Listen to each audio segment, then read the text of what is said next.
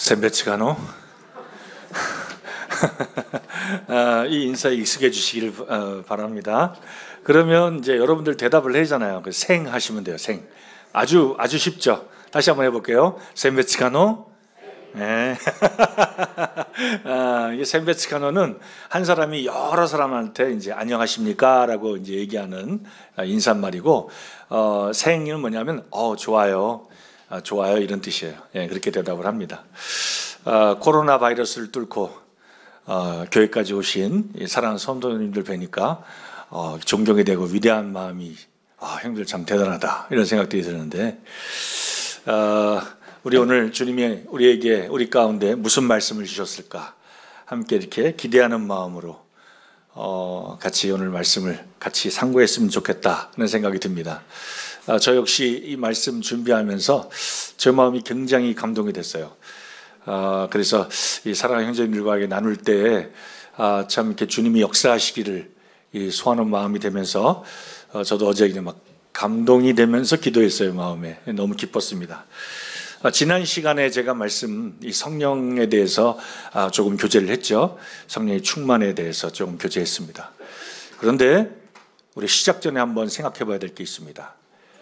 성령님께서 이 거룩하신 이 삼위일체 하나님의 제3위이신 성령 하나님께서 우리가 이 땅에 살고 있잖아요. 우리가 사는 이 땅에 오시고 우리와 같은 이 신자들 안에 거하신다는 진리는 이 성경에서 말하는 가장 위대하고 심오하고 놀랍고 달콤한 약속입니다. 안 그렇습니까? 예. 그렇기 때문에 우리가 이 성령님에 대해서 우리 안에 계신 이 성령으로 말미암아 이 산다는 이 진리, 우리가 잘 알고 있지만 너무도 실제 삶에서 익히 잘 까먹고 사는 이 진리에 대해서 우리가 자주 들어야 되지 않을까 하는 생각이 듭니다. 왜냐하면 우리 자꾸 잊어버리니까 자꾸 생각나게 얘기해 줘야 되지 않을까, 강단에서 그런 생각이 듭니다. 지난 시간에는 제가 성령 충만에 대해서 하나님께서 하시는 그 놀라운 성령님의 능력과 또 그리고 어떻게 이 성령님이 결국 우리 안에 계시면 우리가 증인이 되는 이 놀라운 일들, 그 제자들의 삶에 대해서 얘기하면서 결국 우리가 온전하게 하나님을 의지할 때, 성령님을 바라볼 때 주님이 일하실 그러한 기회에 대해서 우리가 잠깐 살펴봤습니다. 그래서 오늘은 실제적으로 그러면 성령 충만을 위해서 우리의 책임은 뭔가 한번 생각해 보고 싶어요. 그러니까 지난번에 말씀은 하나님 책임에 대해서 얘기했다고 보면 이젠 우리 쪽에도 책임이 있다라는 거예요. 우리가 그 성령님을 맛보고 체험하고 성령님에 의해서 살아가기 위해선 내가 해야 될 책임도 있다. 이런 부분도 오늘 같이 한번 생각해 봤으면 좋겠습니다. 그래서 오늘 본문 이제 로마서 말씀을 할 예정인데요. 우리 얼마 전에 알렉산더 크리안 형제 모셔서 로마서 말씀을 아주 놀랍게 강해해 주시고 개요에 대해서 그랬다길래 또 필요가 할까 생각했는데 그래도 중요한 내용이니까 한번 다시 생각나게 하면 생각해 보기 위해서 로마서 8장을 한번 오늘 생각해 봤으면 좋겠다, 묵상해 봤으면 좋겠다는 생각이 들었습니다.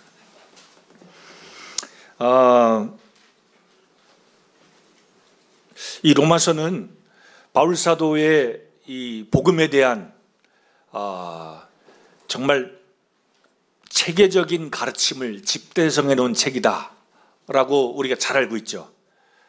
이 복음은 결국 우리를 구원하시는 능력일 뿐만 아니라 이 복음은 우리를 구원과 함께 우리가 성화되고 성장하고 그리고 장차 주님이 오실 때에 영화롭게 될 때까지 이 모든 전 과정에 이 복음이 우리 신자들 안에서 역사한다고 저는 믿습니다.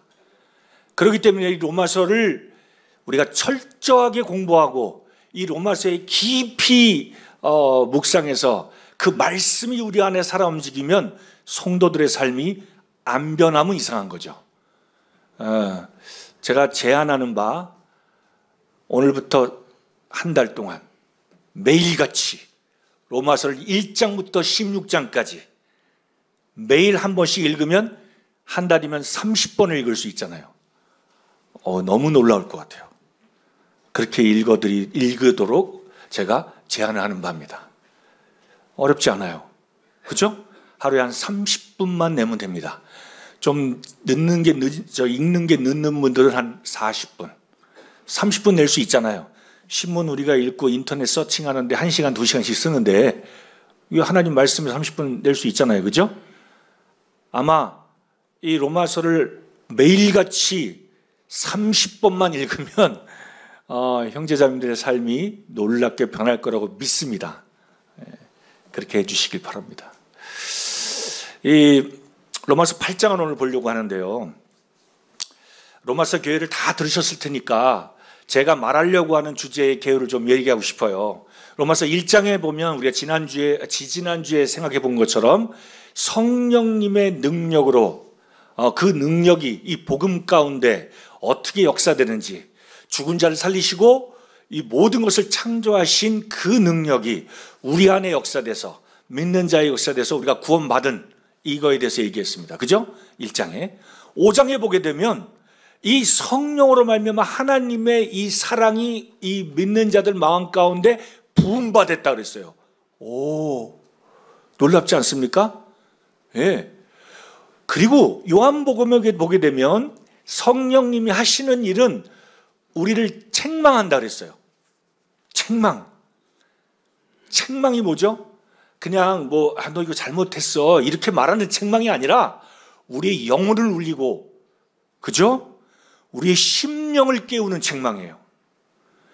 불신자들은 마음이 완악하고 깨트지지 않기 때문에 하나님 말씀을 들을 때에 이게 정말 생명의 말씀이구나, 이 말씀이 아니면 안 되겠구나 할 수 있을 만큼 마음의 준비가 안 돼 있어요. 그래서 그 마음의 준비를 누가 시키시냐? 성령님이 시키는 거예요. 말씀을 통해서. 들은 말씀을 생각나게 하고 가르치시고 깨닫게 하시고 우리 안에서 이 말씀을 믿을 수 있도록 우리 마음을 준비시켜 주시는 분이 바로 성령님이십니다. 아멘입니까? 아멘이죠. 동일하게 그 성령님이 우리 사랑하는 형제자매들 모든 마음 가운데, 우리 인생 가운데 그렇게 역사하셨어요. 그렇기 때문에 우리 이 완악한 마음이 깨트려지고 주님 말씀을 듣고 아멘 그렇습니다 하고 화답하고 믿는 신자가 된 거예요. 어떻게 처녀가 임신을 해요? 안 그래요? 마리아가 성령으로 잉태했잖아요. 그게 어떻게 믿어져요? 2000년 전에 오신 그 목수의 아들인 예수님이 우리의 구원자고 그분이 하나님이다. 어떻게 믿어져요? 그분이 십자가에 죽으셨는데 2000년 전에 그게 왜 내 죄하고 상관이 있는지 그 어떻게 믿어집니까? 이건 인간의 지식으로는 도저히 이해할 수 없는 것이고 도저히 그것을 믿을 수 없는 거예요. 그러기 때문에 성령님의 역사가 필요한 거예요. 오늘 어느 형제님 감사했는데 저는 한국에 와서 감사드리니까 너무 좋아요. 왜? 100% 이해하니까. 몽골에서 예배 드리면요, 제가 이제 11년 사는데 다 이해 안 돼요. 한 80%, 70%. 귀를 쫑긋 세우고 뭐라고 얘기하는지 형제들이 들어야 저렇게 감사하는구나 하고 들려요. 순간적으로 딴 거 생각하면 휙 지나가요. 못 알아들어. 그럼 벌써 아멘 하고 있어요. 끝난 거예요. 근데 여기 앉아 있으니까 형제 하나하나의 그 숨소리, 그리고 끊어서 이렇게 표현할 때 그것까지 다 느껴지는 거야. 감정까지. 진짜 행복해요. 그리고 모든 기도에 제가 아멘으로 화답했어요. 사랑하는 형제님들 어때요? 그러시죠? 우리 안에 성령님이 운행하시기 때문에. 내 안에 계신 성령님, 그 형제 안에 계신 성령님, 우리가 한 주간 동안 그 성령으로 말미암아 맛보고 주님을 예배하고 놀랍게 그렇게 지각하고 반응하는 그 신령한 감정이 우리 안에 동일하게 있는 거예요. 이거 구원받기 전에 없던 거잖아요. 예? 도저히 이해할 수 없는 거잖아요. 제가 예전에 청년 때 다니던 교회에, 서울 관악교회라고, 옛날 얘기해서 죄송합니다. 잘 모르는 분들도 많을 텐데, 거기에 이제 LFC라는 게 있었어요. 청년들, 기원들도 좀 모이고 금요일마다. 그 LFC가 뭐냐? 줄임말이 Life for Christ. 맞죠? 장님. 네, 감사합니다.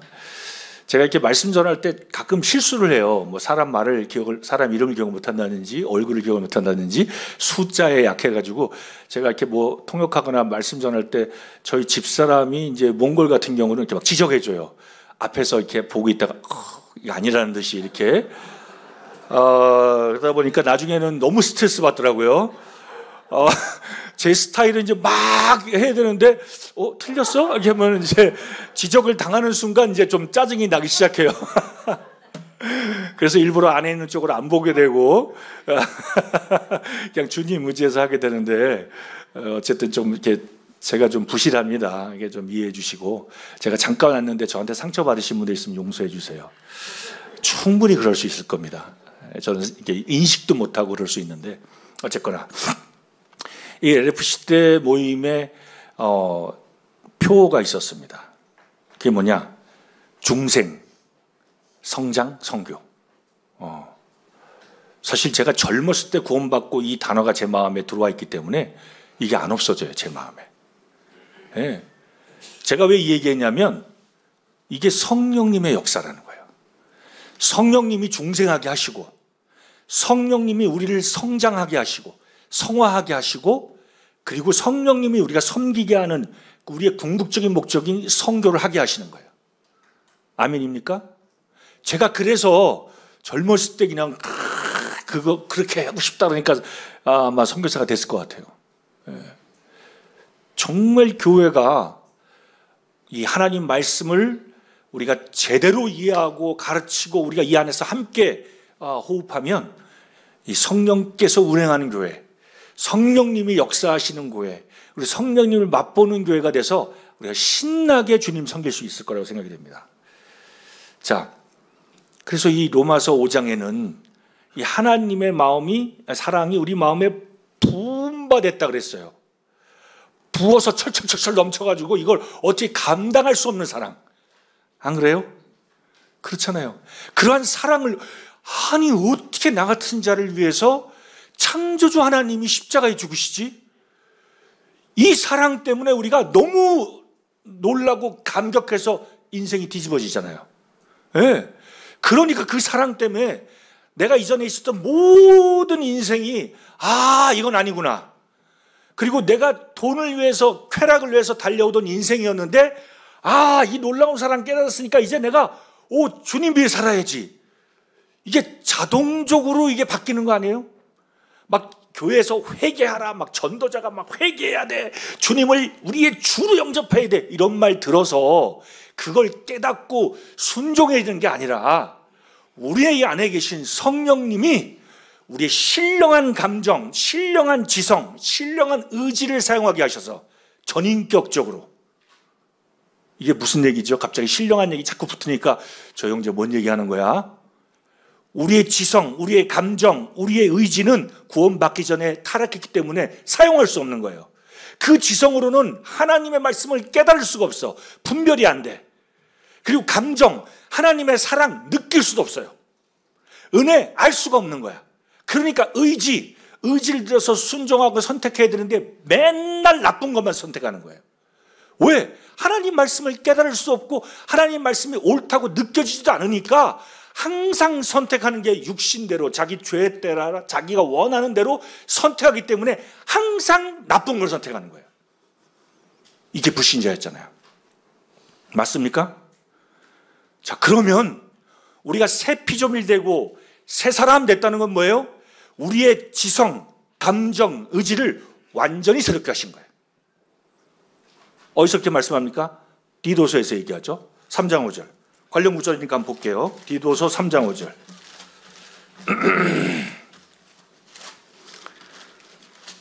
우리를 구원하시되 우리가 행한 바 의로운 행위로 말미암지 않고 오직 그의 긍휼하심을 따라 중생의 씻음과 성령의 새롭게 하심을 하셨다니. 아멘. 우리가 하나님 말씀을 받을 때에 제가 이 지성, 감정, 의지 얘기했는데 지성, 올바른 지성을 가지고 주님 주신 새로워진 지성을 통해서 맞아, 이거는 맞는 말씀이야, 그렇지, 뭐예요? 성령께서 우리를 새롭게 하셨어, 우리를 거듭나게 하셨어, 이게 성령님의 놀라운 사역이야, 우리는 새롭게 됐어 라는 게 지식으로 들어왔어요. 그렇지, 인정하기 쉬워요, 지성으로 인정하는 것. 그런데 우리는 지식이 옳다 하면 그것을 따라 선택하는 사람들이 아닙니다. 그죠? 뭐가 움직여야 돼요? 그렇지, 감정. 뭐 마음 그러시는데 이게 감정이에요. 제가 말하는 감정은 이모션을 말하는 게 아니에요. 이 감정은 옳은데도 불구하고 틀린 거 뻔히 알면서도 끌려가지고 바르지 않는 걸 선택할 수도 있어요. 감정은. 그래요, 안 그래요? 그렇잖아요. 여러분들 생각해 보세요. 항상 옳은 것만 선택하셨어요? 감정적으로 이거 아니야 하는데 선택하는 적 없나요? 있잖아요. 그건 제대로 된 감정이 아니에요. 우리 안에 이 양심이 새롭게 되고 새로운 우리의 감성이, 이 감정이 새롭게 됐기 때문에 우리가 감동이 된다는 건 하나님 말씀을 통해서 그렇구나 하고 확신과 함께 강한 열정, 기쁨, 마저 화답함, 이게 신령한 감정이에요. 우리가 왜 모여서 같이 함께 예배드려요? 이럴 때 우리가 신령한 감동이 오잖아요. 그렇지, 맞지, 화답함, 아멘 하는 거, 이게 바로 감정이에요. 이런 감정이 있어야 되는 거예요. 이런 감정이 없으면 메마른 신앙이 되고, 그리고 정말 어쩔 수 없이 하는 거예요. 제가 그 목요일날 울란바토르 교회에서 이제 이게 뭐야, 뭐 일꾼들하고 집사들, 뭐 그다음 리더들 이렇게 모이는데 어떤 집사자매님이 저한테 질문을 했어요. 형제님, 뭐 큐티하고 읽고 막 사람들 다 만나서 하는데 이게 하긴 하는데 이게 의무처럼 느껴져요 라고 얘기하더라고요. 그럴 수 있어요. 저도 그러니까. 제가 백날이면 백날 항상 기뻐가지고 그렇게 하면 그 정신병자죠. 안 그래요? 뭐 아마 바울 형님도 안 그랬을 것 같아. 내가 천국 가면 물어볼 거야. 항상 그랬냐고. 안 그랬을 것 같아요. 왜 우리는 마음을 이 마음이 맨날 바뀌잖아요. 아침에 저녁 감정이 왔다 갔다 하고. 왜? 그럴 때 제가 하는 게 뭐예요? 의지를 발동하는 거예요. 이 감정, 생각 하나님께 딱 맡기고 의지를 사용하는 거예요. 그렇지 하고 주님 앞에. 그래서 힘들지만 가는 거예요. 안 가고 싶어. 수요 모임. 근데 어떻게 해요? 가는 거예요. 사람을 두려워서 가는 게 아니라 내가 주님 앞에서 의지를 들여서 가는 거예요. 그러다 보면 제 마음에 감정이 뒤늦게 따라올 수 있어요. 물론 순서적으로, 지성적으로 감정이 움직여서 기쁨으로 기꺼이 딱 결단하고 가면 정말 좋을 것 같은데 이게 항상 순서대로 안 될 때가 있다는 거예요. 그럴 때 우리가 지성을 사용하고 의지를 사용해서 감정이 안 따라도 갈 수 있다는 거예요.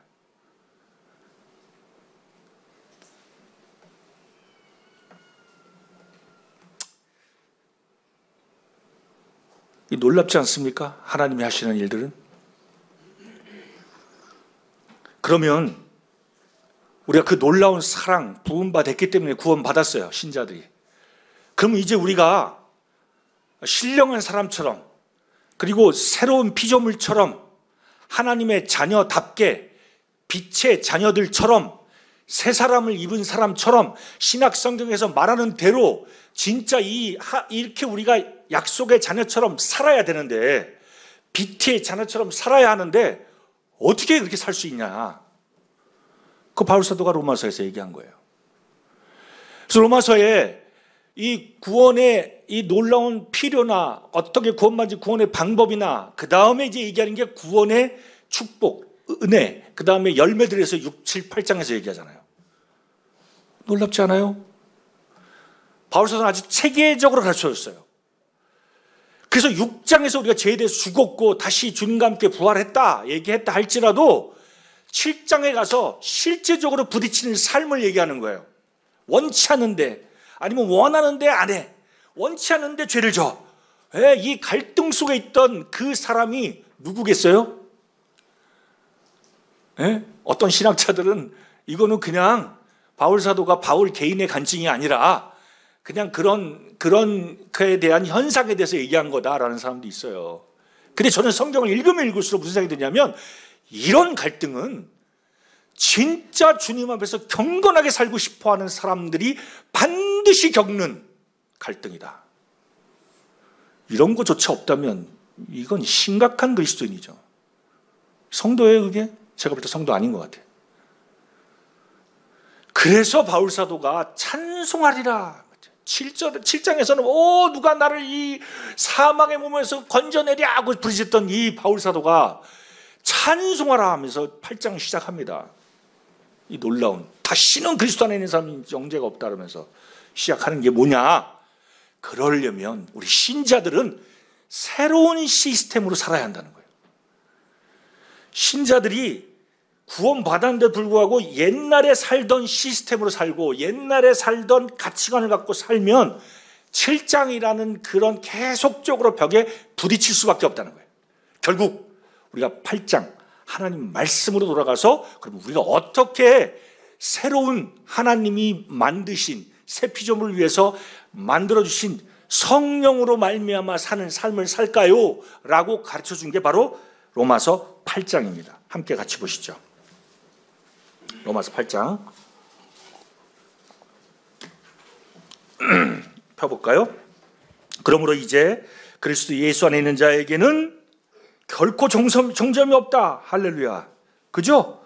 놀랍잖아요. 그런데 이는 그리스도 예수 안에 있는 생명의 성령의 법이 죄와 사망의 법 너를 해방하였다는 거예요. 과거형이에요. 그리고 3절에 또 뭐라고 했냐면 율법이 육신으로 말미암아 연약해서 할 수 없는 그것을 누가 한다고요? 누가 해요? 하나님이 하신다는 거예요. 누가? 하나님이 하시는데 바로 이 4절에 보니까 그 3절부터 이하부터 쭉 뭐예요? 이게 육신을 따르지 않고 그 영을 따라 행하는 우리에게, 육신을 따르지 않고 그 영을 따라 행하는 우리에게 율법의 요구가 이루어지게 하나님이 하신다는 거예요. 그리고 이미 이루셨어. 자기 아들을 죄인 육신의 모양을 보내서 육신의 죄를 정해버리셨다는 거예요. 자, 지금 제가 말하는 초점이 뭡니까? 우리의 책임을 얘기하고 있어요. 우리가 그렇다면 이렇게 성령으로 기쁨으로 그다음 충만하게 살기 위해서 하나님은 다 이루셨어. 하나님은 하고 계셔요. 그렇잖아요. 하나님 하고 계시고 내가 뭘 하는지 믿는 신자들을 위해서 자기의 그 사랑하는 이 자녀들을 위해서 내가 뭘 만들어놨는지 하나님이 이미 다 계획하셨고 이것을 알려주기, 친절하게 알려주시기까지 했어요. 그러면 이제는 우리가 해야 될 일이 있다는 거예요. 이 부분이 굉장히 중요합니다. 한번 여쭤보겠습니다. 물론 계시록에 에베소 교회는 첫사랑을 잃어버렸어요. 그죠? 첫사랑 중요하죠. 예? 저도 이제 거의 결혼해서 거의 30년이 다 돼가는데 여기 이제 어린 아이들 데리고 있는 이 중년 형제들 볼 때, 좀 젊은 형제들 볼 때, 제가 이제 이렇게 가끔가다 아이들이 보고 싶어서 몽골의 사진첩을 보면 와, 애들이 너무 이쁜 거예요. 어릴 때. 그리고 그 옆에 서 있는 아내를 보게 돼요. 어때요? 야, 우리 집사람이 이렇게 젊을 때가 있었네. 이렇게 막 그때는 막 몸매도 이쁘고 얼굴도 막 진짜 막 이렇게 젊었어? 이렇게 고왔어? 예, 놀래요. 그랬구나. 그리고 제 얼굴을 보면 젊은 사람이 서 있으니까 야, 참 세월 빠르다. 이런 생각을 하게 되잖아요. 근데 한번 솔직히 물어볼게요. 한 50줄 넘으신 형님들, 그리고 60 넘으신 형님, 여기 더 되신 형님들도 계실 텐데 죄송합니다. 파란 하늘. 제가 원래 있었으면 아마 파란 하늘에 들어가야 돼요. 그죠? 네. 물론 제가 65년생이긴 한데 제가 빠른이에요. 죄송합니다. 빠른이에요. 그래서 64년생들하고 다녔어요. 그러니까 제 친구들이 다 64년생이에요. 예. 그 고난이 또래는 그거 몇 개월이 되게 진짜 크게 보이죠, 그죠? 예. 어쨌거나, 예. 그 8알 이상 되는 형님들한테 물어보고 싶어요. 아내를 보면 처음 결혼할 그때보다 30년, 40년이 지났는데 이제는 머리칼도 하얗고 그리고 뭐 주름도 많고 뱃살도 나오고 피부도 많이 이렇게 거칠어지고 그런 아내가 훨씬 더 처음 결혼해서 그냥 신혼여행 가가지고 옷고름을 풀 때보다 더 사랑스럽냐? 양심적으로 손에 가슴을 대고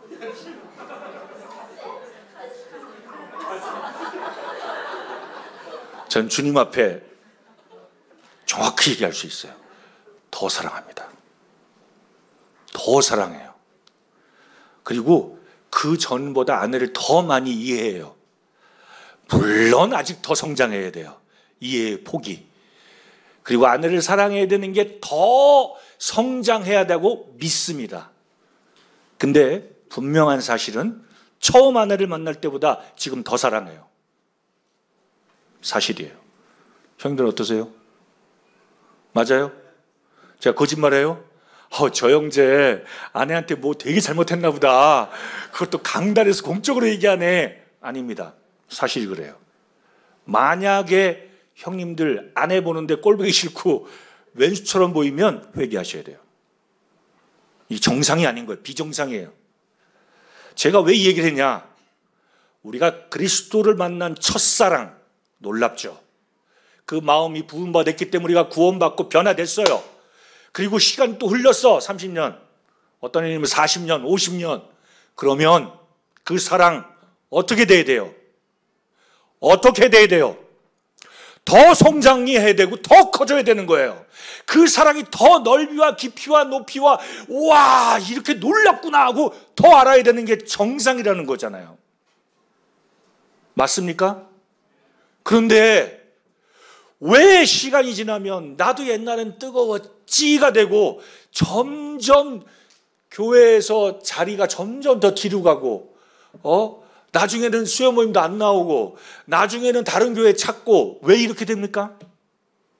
교회가 변했어요? 네? 교회가 잘못이야. 장로들이 잘못했어. 정말 그래요? 물론 교회가 잘못할 수 있어요. 장로들도 사람인데 실수할 수 있잖아요. 그런데 자기가 정말 그리스도 안에서 이 사랑으로 자라고 있다고 이것에 대해서 분명하게 확증할 수 있냐는 거예요.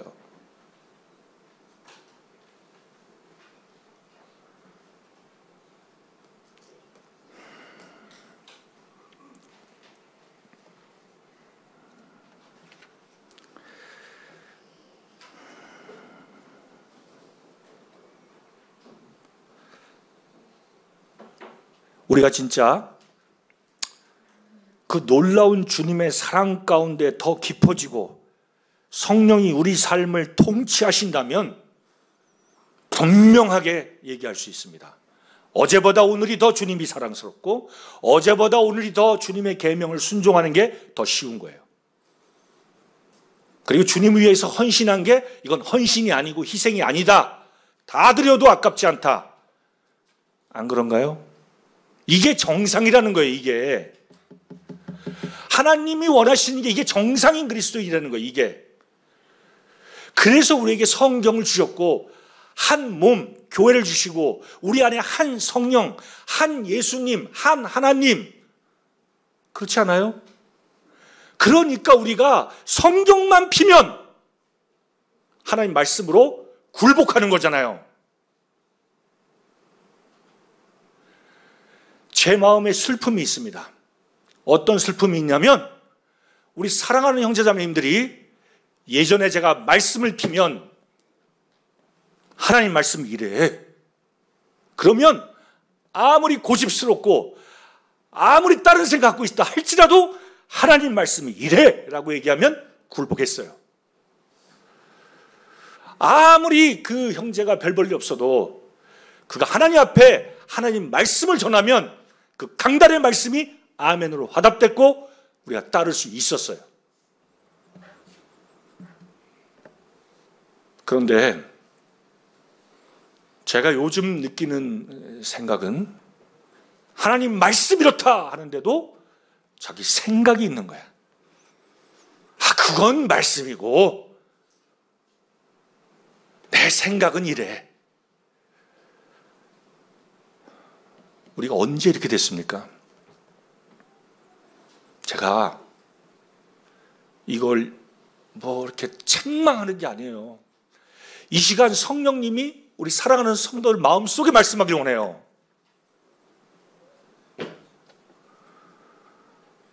그래도 울란바토르 성도들은 말씀이 그렇다 하면 그렇군요. 그렇게 하지 못해서 부끄러워해요. 우리가 그래야 되잖아요. 이게 안 되는구나. 그러면 나를 돌아보고 내가 문제구나 하고 회개하고 주님 앞에 부르짖고 내가 그 말씀을 순종하고 아멘으로 화답으로 못 받기 때문에 이건 내 문제구나 하고 부끄러워 여겨야 하나님께 구하고 하나님이 역사하시잖아요. 우리가 기도하는 게 뭡니까? 기도는 뭐예요? 그냥 하나님 전지하신데 내 필요한 거 알리는 거예요? 생각나게 하는 거예요? 하나님 달라고 때를 쓰는 게 아니잖아요. 기도는 하나님이 기뻐하시는 뜻을 따라 기도하는 거잖아요. 그리고 내 마음은 안 그런데 예수님이 가르쳐 준 것처럼 이 잔을 이렇게 얘기했지만 결국은 뭐예요? 하나님의 뜻대로 이루어질 원니다 하고 아멘으로 화답되는 거잖아요.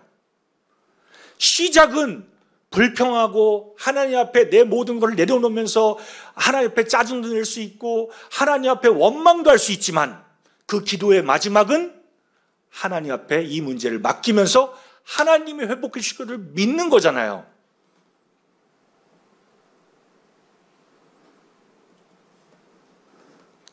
만약에 그렇다면 우리가 설교를 듣는 이유는 뭡니까? 우리가 말씀을 듣는 이유는 뭐예요? 만약에 지식 전달이면 이렇게 제가 오늘 준비한 원고 복사해갖고 쫙 나눠드리면 돼요. 거기다 코로나까지 있다니까 그냥 이거 하나씩 다 나눠드리고 집에 가서 읽으세요 하면 되잖아요. 그리고 제 설교가 얼마나 뛰어납니까? 인터넷 들어가면 훌륭한 전 세계의 유명한 교사들 그 강의가 널려 있어요. 얼마든지 들을 수 있어요. 그런데 왜 우리가 주일 말씀을 함께 들으면서 주일 말씀을 준비하는 형제들이 고민하고 기도하면서 말씀을 하나님 앞으로부터 받아와요? 우리 교회에게 각자 성도들에게 무슨 말씀을 주는지 그 말씀을 통해서 우리가 감화하고 감동하고 그가 함께 한 마음으로 한 곳을 바라보고 함께 가기 위해서 그리고 그 말씀 앞에 내가 잘못된 게 있으면 이것을 버리고 주님 앞에 나아가려고 말씀을 사용해서 성도들 조종하는 게 아니라 우리가 하나님 말씀 앞에 나 자신을 내려놓는 거잖아요. 아멘입니까? 아멘입니다. 계속 바울 사도가 뭐라고 했는지 봅시다. 8장 6절 5절 육신을 따르는 자는 육신의 일을 영을 따르는 자는 영의 일을 생각하나니. 아멘. 이거 지금 8장 누구한테 하는 얘기죠? 불신자한테 하는 얘기입니까? 신자들한테 하는 얘기입니까? 신자들에게. 왜? 신자들도 육신이 있어요. 우리 다 알잖아요, 그거. 그죠? 육신 다 있어요. 근데 신자들이라도 육신의 생각을 쫓아갈 수 있다는 거예요. 근데 영을 따르는 사람, 이 영은 뭐예요? 성령을 말하는 거예요. 영이라고 써놓으니까 그냥 무슨 우리 속에 있는 새로운 영을 말하는 게 아니라 내 속에 생각되는 대로 따라가는 게 아니고 성령을 쫓아 행하는 사람은 성령의 일을 생각하는 거예요. 근데 결론으로 6절에 뭐라고 해요? 육신의 생각은 사망, 영의 생각은 생명과 평안이다. 쫙 갈라져요. 그죠? 쫙 갈라집니다. 육신의 생각은 사망이고 영의 생명은 생명과 평안이에요. 아멘이에요. 만에 하나 이거 그러면 이게 육신의 생각이야? 성령의 생각이야? 이거 고민하시죠? 예, 이게 뭔지 그거 간단해요. 사망이 뭐예요? 하나님과 점점 멀어지게 하고 두려워하게 하고 걱정거리가 되게 해서 계속 고민하시는 거, 그거 뭐예요? 에? 육신이지. 계속 억울하고 생각나고 막 분노하고, 이거 뭐예요? 육신이지. 왜 갈라디아서, 에베소서, 고린도 골로새서 읽어보세요. 육신의 생각이 뭔지 막 진짜 너무너무 자세하게 뭐 그냥 세상 악한 거 거기 다 나와요. 뭐 분노하는 거, 뭐 수근수근대는 거, 또 무슨 서로 분당, 분노, 시기, 질투 다 하잖아요. 음행. 그런 게 우리 안에 있으면 마음 편치 않고 괴롭고 힘들고 판단되고, 아이고 사망이잖아요. 죽을 것 같잖아요. 아니에요? 맞습니까? 맞아요. 근데 이거를 붙들고 있어요. 육신의 생각을. 끝까지 이게 옳다라고 자기가 옳다고 주장해요. 근데 성령이 주시는 그 생각은 생명과 평안이라는 거예요. 아멘입니다. 그죠? 왜 바울사도 그렇게 얘기하냐? 육신의 생각 하나님과 원수돼서 하나님 법에 굴복도 아니하고 할 수도 없고 하나님을 기쁘게 할 수도 없다는 거예요. 육신의 생각에 사로잡히면. 저도 육신의 생각에 사로잡힐 때가 있어요. 그러면 감이 오죠. 어떻게 돼요? 막 누가 미워지지. 막 불편해지지. 어떻게 이럴 수가 있어? 사단이 생각을 딱 넣어주면 맞아. 막 생각이 막 갑니다. 네. 집을 져요 막. 네. 처음에 하나 생각이었는데 막 집을 짓고 빌딩을 져요. 인테리어까지 해 막. 육신이 그래요. 네? 어떨 때는 그게 며칠도 가. 어떨 때는 한 달도 가. 미치는 거예요. 그죠? 근데 말씀 설교도 하고 막 감사도 드리고 막 간증도 하고 다 해.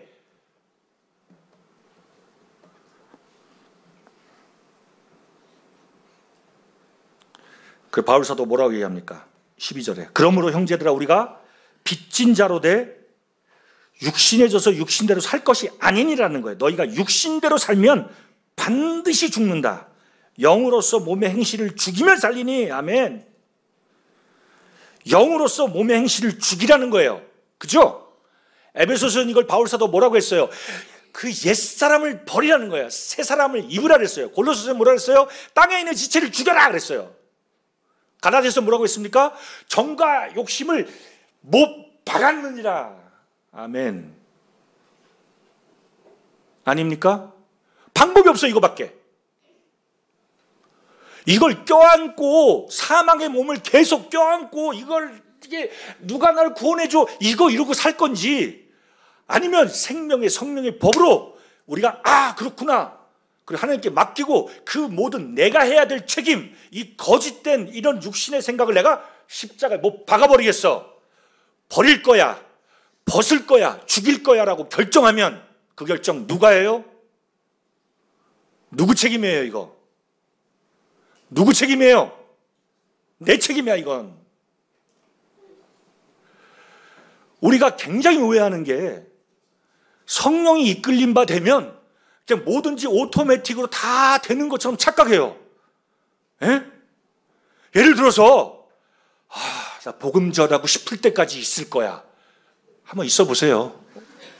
언제까지 그러고 있을 수 있는지. 육신은요 죽을 때까지도 복음 전하고 싶은 열정 안 올라올 수 있어요. 맞습니까? 맞잖아요. 육신이 그래요. 그러면 어떻게 해야 돼요? 이 육신의 생각을 못 박아야 되는 거야. 이거 굉장히 중요한 얘기예요. 저 역시 이 부분에 대해서 하나님 앞에 배운 거예요. 그리고 이거 제가 순종해요. 안식년 나왔는데도 순종했어요. 네. 어느 형님이 저한테 그러더라고. 악수했어? 했죠. 포옹했어? 포옹까지는 제가 맞나? 싫어요. 근데 제가 집에 돌아가서 돌이켜 회개했어요. 아멘. 왜? 육신의 생각 털어버리겠다는 거예요. 예? 에베소서에도 보면 실제적으로 육신의 생각에 해당되는 것을 버리라, 벗어버리라 얘기하면서 용서하라 그럽니다. 그죠? 용서하라. 형제자매님들 나중에 신약성경 한번 다시 한번 쭉 읽어보세요. 계속 나옵니다. 용서하라 그러고 버리라고 하고 계속 책망하라 그래요. 어두운 일을. 그죠? 요걸 안 해요 우리가. 왜요? 이게 옳아 보이거든. 예? 옳아 보이니까. 계속 교회가 뭐 잘못하는 것 같고 계속 뭔가 무리한 것 같고 이게 뭐예요? 제가 그게 잘못되고 막 그렇게 100% 충성 안 하면 그게 잘못되고 그 얘기하는 게 아니에요. 그 생각을 딱 주님 앞에 버리고 주님 뭐 원하시는가를 보려고 하는 그런 긍정적인 마음이 있으면 하나님이 일하시는 거야. 성령님이 하나 되시는 거예요. 이 형제는 절대로 안 변해. 물론 그럴 수 있죠. 근데 주님이 하시면 변할 수 있잖아요. 예. 그 내가 절대로 안 변해야 하는 그걸 내가 내려놔야 되는 거예요. 예. 근데 내가 하나님 말씀 순종해서 만납시다. 그쪽에서 싫으면 안 만날 수 있는 거야. 그러니까 마음이 참 감사하더라고. 내가 노골적인 예를 드렸죠. 왜 그럴까요? 제가 노골적인 예를 들은 이유가 있어요.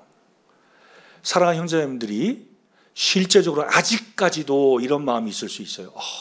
같이 있었던 형제들이 하나둘 떠나고 힘들고 어렵고 그렇잖아요. 예, 그럼 얼마나 힘들어. 특히나 국률의 은사를 가지신 분들은 그게 너무 힘들어. 예? 결국은 그 영향을 받는 거예요. 육신의 생각을. 근데 주님은 뭐라고 말씀하시냐?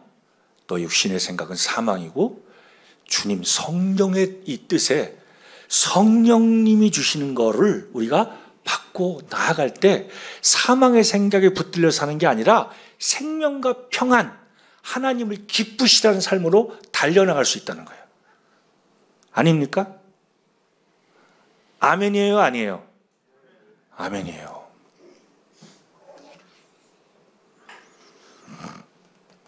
자, 그러면 우리가 언제까지 계속 그런 생각에 붙들려 있겠어요?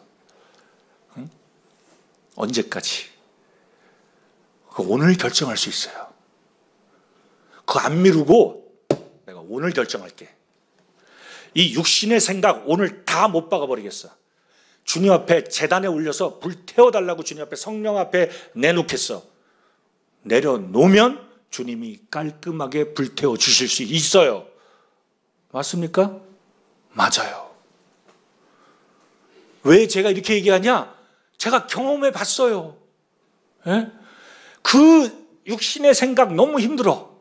그걸 주님께 올려드렸어. 성령의 불로 태워주세요. 태워주시더라고. 그 느낌, 막 의심, 막 감정, 필링까지 싹 다. 주님이 불로 태우면요, 완전하게 태우시는 분이에요. 하나님 소멸하는 불이시잖아요. 그죠? 그래서 우리가 분명하게 성령님의 인도하심을 따라 주장하는 통제받는 삶을 살기 위해서 우리의 책임은 뭐냐? 이걸 얘기하는데 첫 번째로 우리 가지고 있는 그 육신의 생각, 분노, 용서하지 못함, 의심, 그 모든 갈등, 시기, 질투, 이 모든 거 내려놓으라고 하는 거예요. 주님이. 주님께 맡겨서 태워버리라는 거예요. 야곱이 이집트로 가기 전에, 예? 그리고 막 자기 딸이 막 범죄함으로 인해서 그 딸이 그게 겁탈을 당함으로 인해서 막 그냥 살인을 저지르고 막 큰 두려움이 있을 때 주님이 베델로 가라 그랬어요. 그리고 모든 이 장신구, 우상, 그리고 세속적인 거 다 버리고 가라고 한 거예요. 이 제단에다가 주님 앞에 드린다는 건, 주님 앞에 제단에 나간다는 건 정말 주님 앞에 내가 받음직할 수 없는 그 거룩하신 앞에 나간다는 건 이러한 정말 주님 받을 수 없는 육신적인 것들을 버리고 나가는 걸 말하는 거예요.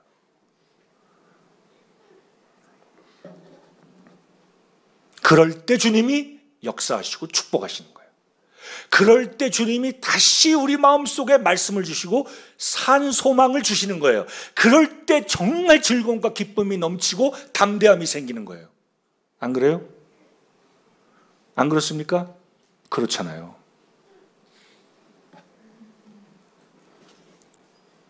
자, 그렇게 되기 위해서 우리가 뭐가 필요할까요? 제가 청소년들 집회할 때 주제 말씀이 잠언 4장 23절이었어요. 무릇 지킬 만한 것 뭐요? 마음을 지키라. 생명의 근원이 어디서 난다고요? 네, 마음에서 나는 거예요.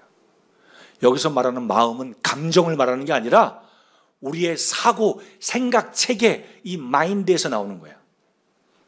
마음을 지켜야 되는데, 우리의 이 사고하고 생각하고 하는 걸 지켜야 되는데, 고민하고 괴로워하고 이 육신에 합당한, 육신에 좋아하는 것들 계속 고민하고 생각하고 원망하고 불평하면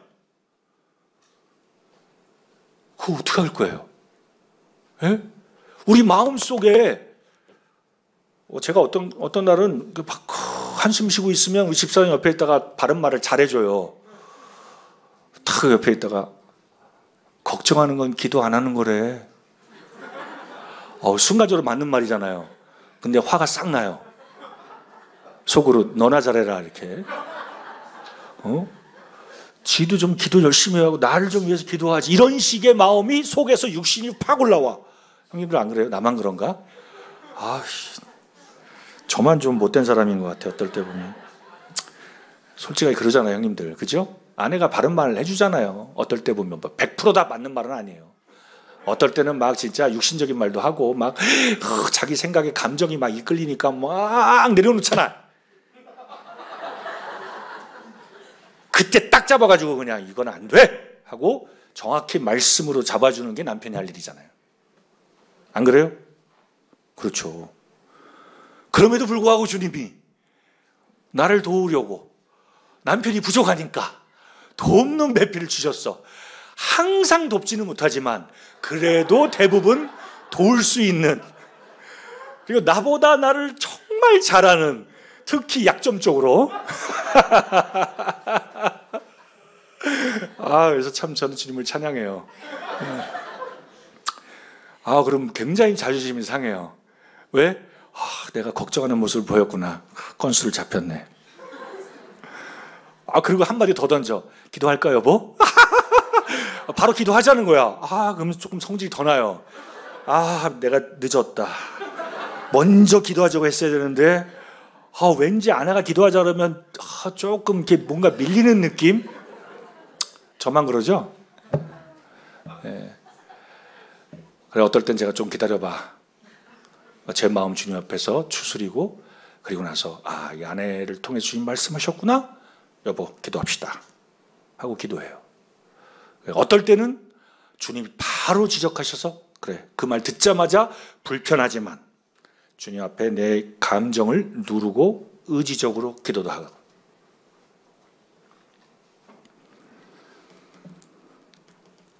마음에서 생명의 근원이 나와요. 근데 우리 마음은, 제가 학생 말씀 때 얘기한 게 있어요. 저금통 같아요. 예수님도 누가복음 말씀에 그 마음에 선한 것을 쌓으면 그 선이 나오고 악을 쌓으면 그 마음에 악이 나온다 그랬어요. 그래서 그 마음에 있는 것이 요거 뭘로 나와요? 입으로 나오는 거예요. 네. 그리고 다 악한 게 이 속으로부터 나오잖아요. 이 마음에 뭘 채우냐에 따라서 내 입으로 나오고 내 행실이 나오고 내 인격이 만들어지는 거예요. 예? 그 유명한 성경 교사들이 다 얘기한 거예요, 이게. 근데 이게 진리인 거예요. 그러면 내가 성령으로 충만한 게 정상적인 삶이라면 내 마음의 저금통에다가 뭘 넣고 있냐, 이게 승패의 관건인 거예요. 내가 마음 저금통에다 뭘 집어넣고 있냐. 계속해서 드라마를 집어넣든지, 계속해서 인터넷에서 말하는 뉴스나 그 뭐예요? 아유, 뭐 뉴스 채널도 너무 많아 한국은. 그런 거 계속 걱정, 아니면 정치, 예? 이게 뭐 우냐 좌냐, 예? 그런 거, 아니면 불편한 거, 아니면 이런 것들, 이 모든 것을 그냥 그대로 채워가면서 결국은 입에서 그러면 그게 튀어나오는 거예요. 정말 주님 성령 충만하면 마음에서 뭐가 튀어나와야 돼요? 막 입에서 말씀이 튀어나와야지. 걱정이 튀어나오는 건 뭐예요? 왜 걱정이 튀어나와요? 걱정을 묵상하니까. 아니에요? 왜 걱정해요? 걱정을 계속 묵상하잖아, 우리는. 우리 묵상이 잘 돼 있어요. 어찌 보면. 묵상을 가르칠 필요가 없어. 걱정하시죠? 그게 묵상이야. 근데 걱정거리를 묵상할지, 그 묵상해봤자 답이 없어요. 계속 불편한 거예요. 말씀을 묵상할 건지. 주님이 모세에게 한 말이 있어요. 이 말을 아멜렉 전쟁을 실제로 치룰 여호수아 귀에 외워 들리라. 외워 들리라는 거예요. 외우게 하라는 거예요. 그 마음에 가득 차게 하라는 거예요. 왜? 내가 아멜렉을 내가 물리치겠다. 이 전쟁을 하는 건 여호수아가 아니고 승리의 비결은 하나님께 있다. 하나님이 하겠다. 그 약속의 말씀을 외워 들리라는 거예요. 그러면 우리가 뭘 묵상하고 뭘 매일같이 생각하냐에 따라서 우리의 속, 이 마음을 지킬 수 있고 마음을 지킬 수 없게 되는 거예요. 간단하죠? 아니에요? 간단해요. 그러면 내 마음에 뭘 채워넣냐? 시간 보면 돼요. 간단하게. 내가 매일같이 뭐에 시간 쓰는지. 네. 내가 시간을 아무것도 안 하는 데 쓰든지. 아무것도 안 하는 건 뭐예요? 그냥 누워 자고 그냥 흘러가는 대로 있고 그런 사람들 많아요. 네. 그러니까 우울증이 오고 정신이 이상해지는 거예요. 성경 신명기에 보면 하나님을 떠난 이스라엘 백성들에게 하나님이 눈을 멀게 하고 정신병으로 치리니 그랬어요. 정신병. 정확하게. 뭐예요 그게? 하나님 말씀을 떠났다는 거예요. 하나님을 떠나면 눈이 멀고 정신이 혼란해져. 왜? 계속 그걸 묵상하니까. 네. 그러니까 막 힘들어. 신명기 28장 28절 말씀이에요. 사실이에요. 진리야. 성경이. 그러니까 미국에 막 50% 60%가 우울증약 먹잖아요. 한국도 아마 많이 먹을걸요. 네? 한 20년 전에 홍콩이 한 60%가 정신병자를 했어요. 어떤 성경 학교 교사가. 그거 왜 그래요? 하나님 말씀을 떠났으니까. 뭘 채우겠냐는 거예요. 뭘. 근데 말씀에 뭐라 그래요? 요한복음 17장 17절. 아버지의 말씀은 진리입니다. 아멘. 진리로 거룩하게 해주십시오. 진리는 우리를 거룩해 해요. 할렐루야. 그렇구나. 진리의 말씀 우리를 거룩하게 하시는구나. 아멘. 8장 32절 뭐라고 합니까? 진리를 할지 진리가 너희를 자유케 하리라. 아멘. 또 신약성경에 보면 진리는 자라야 돼. 진리라는 지식에서 자라야 되는 거예요. 그죠? 디모데전서. 우리가 이 진리를 아는데 자랄 뿐만 아니라 성장해야 될 뿐만 아니라 진리로 우리가 거룩해지고 진리로 우리가 죄에서 자유케 되는 거예요. 아멘. 그렇죠. 그래서 우리가 마음에 하나님 말씀을 채워야 되는 거예요. 채우기 전에 육신적인 거 다 갖다 버리고. 이건 날 절대 도와주는 게 아니에요. 우리가 잘 알잖아요. 용서는 날 위해서 하는 거예요. 그 사람을 위해서 하는 게 아니라 날 위해서. 사람들이 아주 착각해. 내가 용서해주면 그 사람이 너무 편안해질 거라고 생각해. 아주 착각하죠. 마귀가 그렇게 속이니까.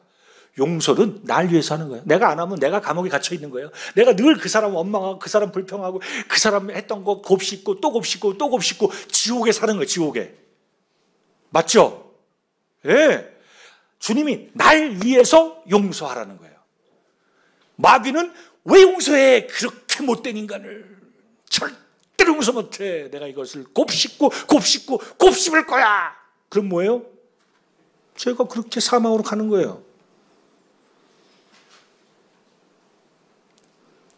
진리입니다. 진리. 하나님의 말씀 진리예요. 그 진리의 말씀으로 거룩하게 되고 진리의 말씀으로 자유케 되는 거예요. 아멘입니까? 그 진리 안에서 자라야 돼요. 이게 하나님이 원하시는 거예요. 한번 여쭤보겠습니다. 말씀은 알겠어. 그래, 다 똑같은 말이지. 그럴 거야. 그리고 자기가 변하지 변치 않기로 선택하신 분들에게 제가 경고의 말씀을 할게요. 다 똑같은 말이지. 그 말일 거야. 변하지 않기로 결정하고 육신적인 것을 선택하시는 분들에게 물어볼게요. 우리가 변화하려면요, 스트레스가 와요. 일단 내가 있는 그대로 있는 걸 좋아하니까 사람들은. 그렇잖아요? 뭔가 변하려면 스트레스가 와요. 예를 들어서 내가 아침에 7시에 일어난다, 6시에 일어난다 그러면 스트레스 되잖아요. 10시까지 자던 사람이. 그죠? 그리고 성경 한 줄도 안 읽는데 읽으래. 알았어. 결정하고 3장만 읽자. 그 결정해도 그 3장 읽으려면 시간 내야 되니까 그게 스트레스가 되는 거예요. 무슨 학생부 캠프 갔더니 무슨 시간표를 그리래. 뭐야. 무슨 방학수대도 아니고. 스트레스 돼.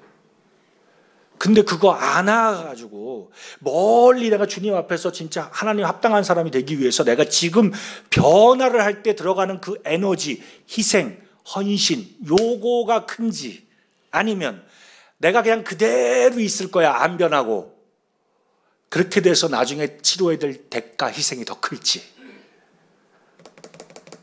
한번 생각해 보세요. 어떤 게 커요? 답이 나오죠? 네?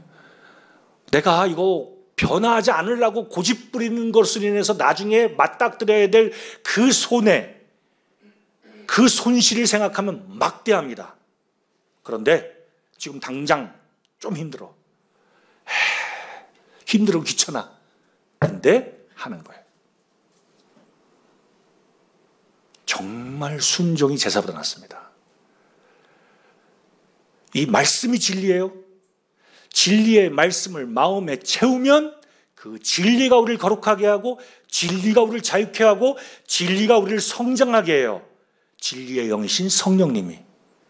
믿어보세요. 성경 말씀은 진리니까.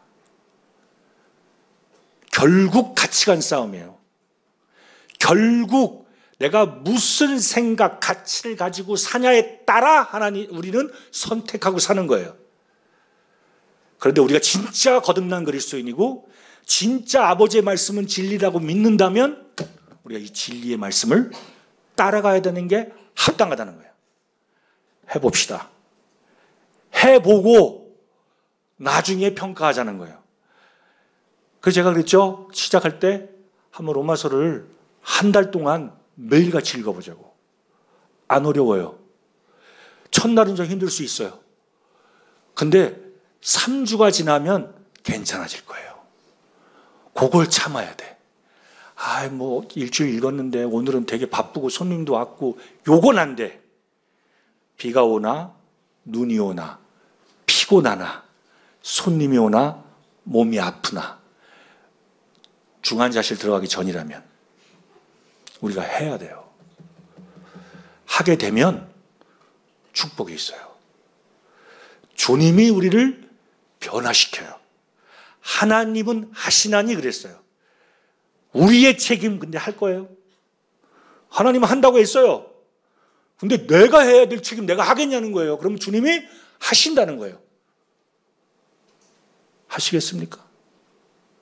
또 미루시겠습니까? 또 계산하시겠습니까? 이거는 각자의 결정이에요. 함께 기도합시다.